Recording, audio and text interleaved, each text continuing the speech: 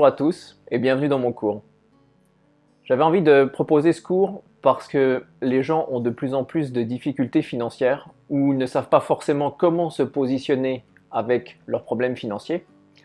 Et en fait, on a différentes énergies par rapport à l'argent, mais par rapport au système financier généralement.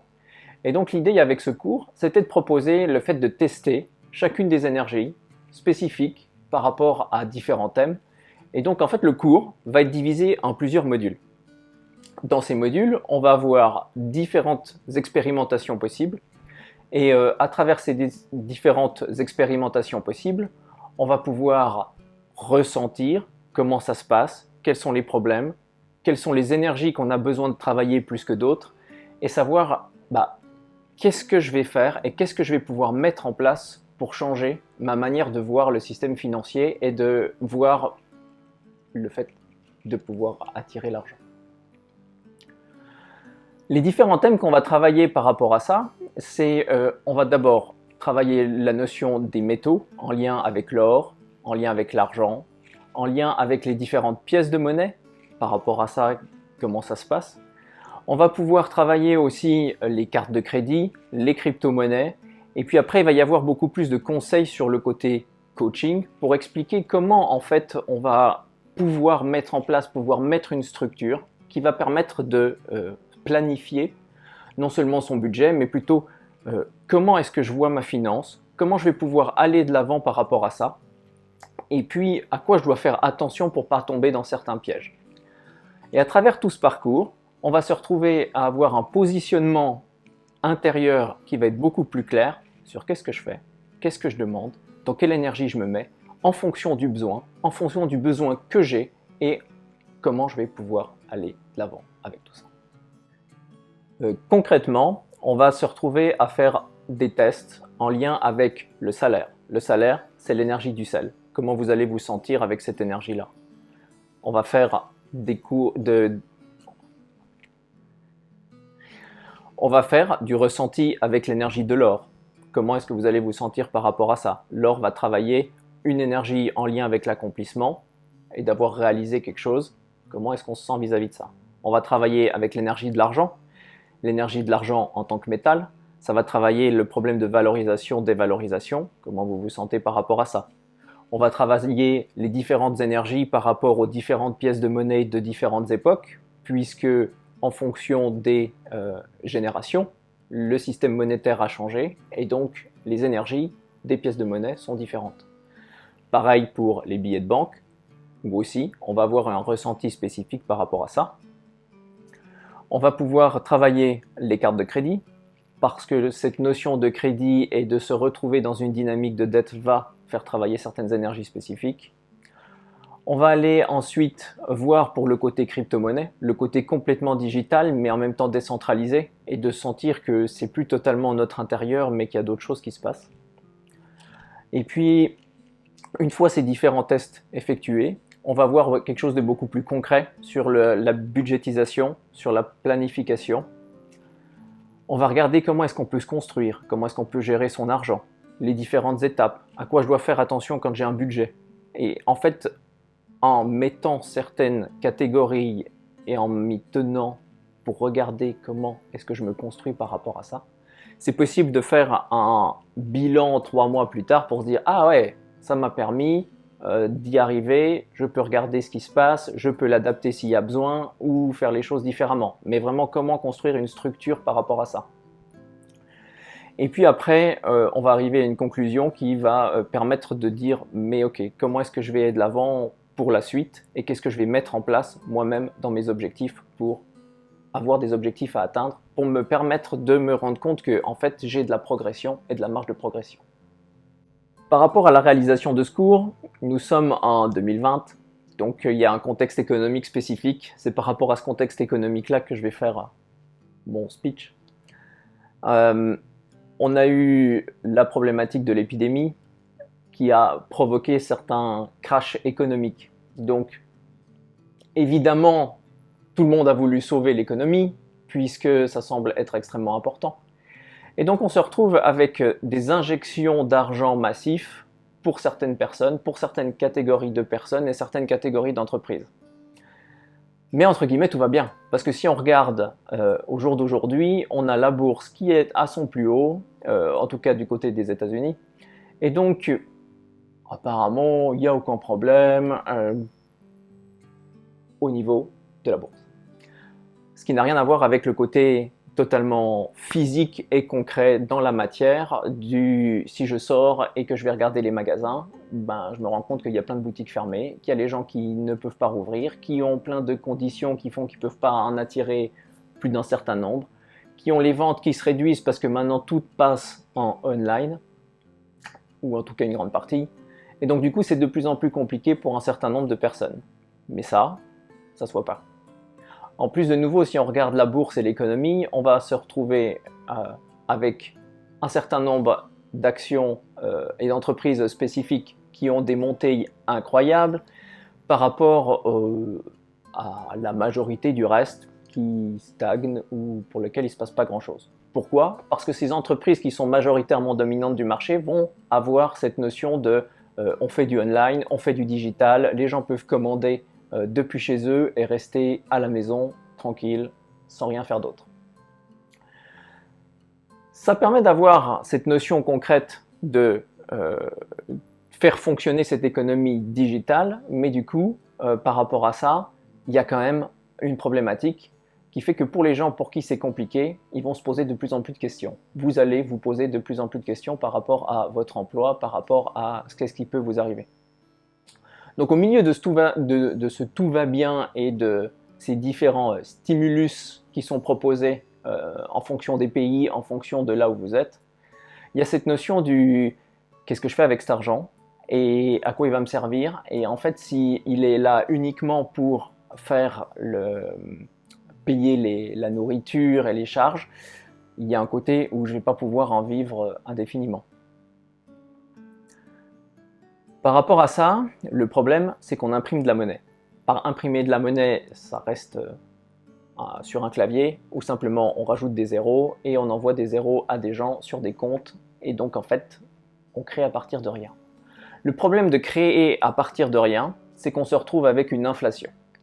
L'inflation, c'est quoi? C'est parce que mon billet va me permettre d'acheter certaines choses, mais au bout d'un moment, il y a tellement de gens qui ont tellement de billets, mais il n'y a plus autant de produit disponible. S'il n'y a plus le produit disponible, bah, au bout d'un moment, les gens vont être d'accord de payer plus cher pour l'avoir, parce qu'ils le veulent absolument, et donc on va rentrer dans une inflation qui va être potentiellement de pire en pire, plus on va imprimer de billets. Donc si vous voulez garder votre argent et vous dire oui, c'est bien, je dois faire des économies, je dois le mettre de côté, ok, mais faites attention à comment vous allez le mettre de côté, simplement parce que, à cause de l'inflation, vous allez perdre votre pouvoir d'achat avec le temps. On va revenir plus en détail après dans la planification par rapport à ça, mais tenir compte de l'inflation est quelque chose d'important par rapport au système économique dans lequel on vit actuellement, vu que le monde dans lequel on est fait qu'on va imprimer de plus en plus de monnaie. Pour prendre un exemple concret par rapport à cette impression de monnaie, je pense que vous avez déjà entendu parler des problématiques du Venezuela, où en fait ils ont tellement d'inflation que c'est devenu de l'hyperinflation. C'est-à-dire qu'au jour d'aujourd'hui, pour acheter un produit quel qu'il soit, déjà l'argent, le bolivar du Venezuela n'est plus reconnu en tant que monnaie principale. Les gens préfèrent acheter avec du dollar ou vendre avec du dollar, simplement pour que ça reste beaucoup plus stable. Sauf que le gouvernement vénézuélien n'est pas totalement d'accord avec ça. Donc il y a plein de conflits internes et il y a plein de dynamiques de corruption qui ont pris le dessus. Il y a des produits qui ne sont plus disponibles et quand vous regardez parce que vous pouvez voir sur YouTube, il y a plein de reportages par rapport à ça, où on voit qu'en fait ils n'ont plus rien à acheter, simplement parce que déjà les prix sont inabordables, mais en plus on est dans une dynamique où si je veux l'acheter, il faut que je puisse avoir la livraison qui est faite. La livraison se fait par des produits, par des pays extérieurs, et donc je dois pouvoir payer avec une monnaie qui vaut quelque chose. Et donc le problème avec ça, c'est qu'il y a de moins en moins de produits, simplement parce qu'on ne peut plus les acheter. Non pas que ça risque d'arriver ici, mais simplement d'en être conscient, de se dire, si on a de la monnaie mais qu'on en a beaucoup trop, on va avoir le problème d'acheter les produits, tout le monde va se ruer sur les produits, parce que tout le monde voudra dépenser son argent pendant qu'il vaut encore quelque chose.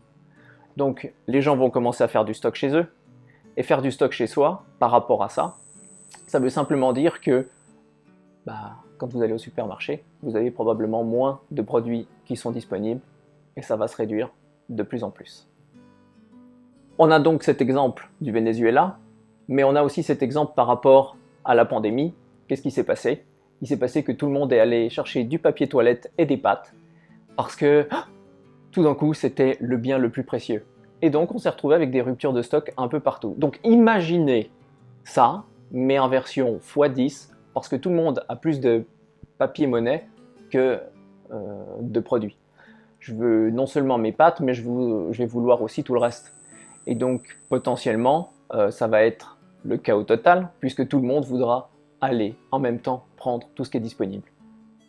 Actuellement, dans notre système, on vit à travers la dette.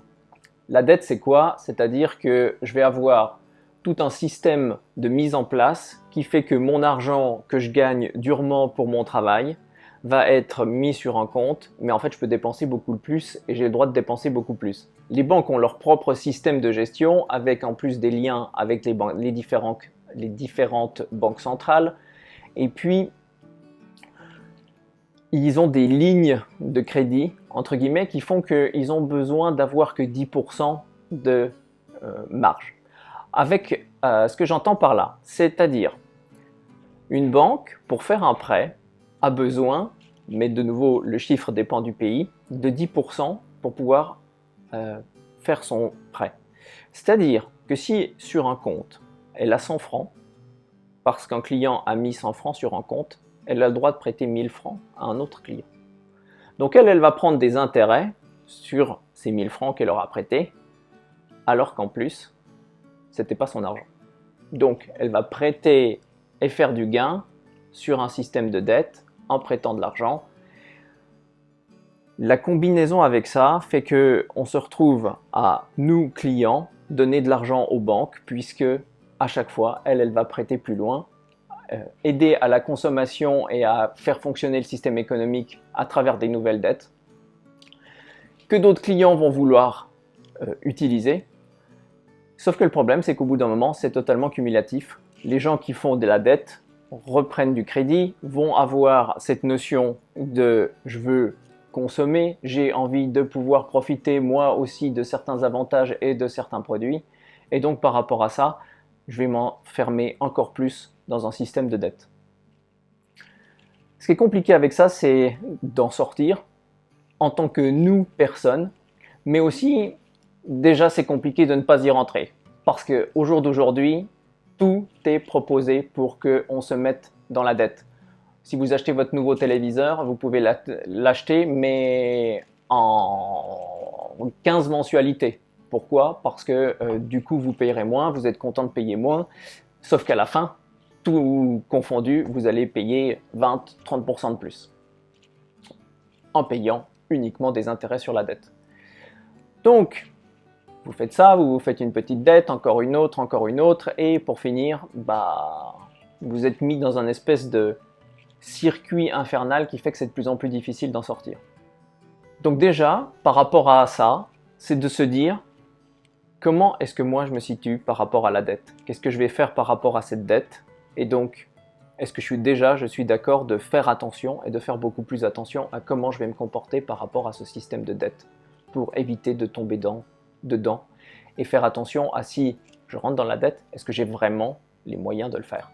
Est-ce que j'ai vraiment les moyens de payer ce que j'achète pour éviter de devoir payer les cumuls d'intérêts qui vont avoir lieu les uns après les autres? Ça, c'est simplement pour se poser déjà la question. Parce que si déjà je ne suis pas prêt à me poser cette question et à dire bah non, moi ce que je veux c'est juste consommer et je verrai demain sans plus rien réfléchir, déjà ça devient beaucoup plus compliqué pour vous. Et puis ça va compliquer votre vie, mais potentiellement aussi par rapport à vos enfants. Simplement parce que les dettes sont cumulatives aussi en version transgénérationnelle. Ce système de la dette a été mis en place principalement à partir des années 70, des années 70, simplement parce que tout le système monétaire a décidé de changer. Avant ça, il y avait un calibrage où il y avait un système de sécurité, entre guillemets, qui avait été mis, puisque tout ce qui était système monétaire et valeurs financières était calqué sur l'or. L'or était un standard qui permettait de dire on évite d'imprimer trop, on évite de partir en vrille et de dépenser l'argent tout ce qu'on peut. Ce système étant aboli aujourd'hui, n'importe qui peut imprimer tout ce qu'il veut, simplement parce que pourquoi pas. Ce qui fait que d'autant plus on va tomber dans cette inflation et cette potentielle hyperinflation. À cette époque, on avait aussi les pièces de monnaie qui étaient majoritairement en argent, avec un alliage donc d'argent, et ce sera un des tests qu'on fera tout à l'heure, dans un des modules. Et à nouveau, par rapport à ça, on a les pièces de monnaie qui ont changé leur alliage. Ce qui fait que l'énergie était différente, et qui fait que on peut rentrer beaucoup plus facilement dans cette dynamique de la dette, vu que n'ayant plus de pièces en argent, on n'a plus le concept de la valeur en tant que apporter de la valeur à quelque chose ou valoriser un produit. On est dans de la consommation et c'est plus la même énergie. La différence, c'est que l'or et l'argent, c'est limité. C'est limité parce qu'il faut le miner, il faut aller creuser, il faut l'extraire, il faut le transformer. Tout ça, ça a un coût. Tout ça, c'est tout un travail qui permet de faire en sorte qu'il n'y ait pas de trop, parce qu'il y a toute une infrastructure qui demande à ce que soit fait, que ce soit mis en place. Le billet de banque, c'est pas pareil. Le billet de banque, c'est des mélanges de différents, des mélanges d'arbres, c'est des mélanges de coton, de lin. C'est des céréales, ça pousse. Quand on dit que l'argent ne pousse pas sur les arbres, ben en même temps, c'est pas totalement vrai. Parce que c'est exactement ce qu'on est en train de faire avec les billets de banque. Les billets de banque, vu la composition du papier, on est totalement dans du végétal et donc l'argent pousse sur les arbres. Mais le problème, c'est que justement, ça pousse, donc il peut y en avoir un nombre illimité et c'est extrêmement compliqué de maintenir une valorisation du système monétaire en sachant qu'on peut imprimer et produire autant de billets de banque qu'on en a envie. Maintenant que vous avez compris qu'est-ce qui se passe dans le monde économique, comment les choses vont pouvoir se mettre en place par rapport à l'avenir, potentiellement, avec cette inflation ou cette hyperinflation, quel est votre positionnement à vous? Et c'est là maintenant qu'on va rentrer dans le vif du sujet et qu'on va pouvoir aller tester concrètement les énergies à travers les différents modules de l'or, de l'argent, du salaire. Trouvez votre propre positionnement pour continuer de voir comment est-ce que vous allez pouvoir vous valoriser, quelle énergie vous avez besoin de contacter par rapport à vos besoins et regardez à travers le billet de banque et à travers tout ce qui a été mentionné, simplement qu'est-ce que je me veux, où est-ce que je veux aller et donc par ce cours, vous allez pouvoir trouver votre positionnement, vos envies et décider qu'est-ce que vous voulez mettre en place.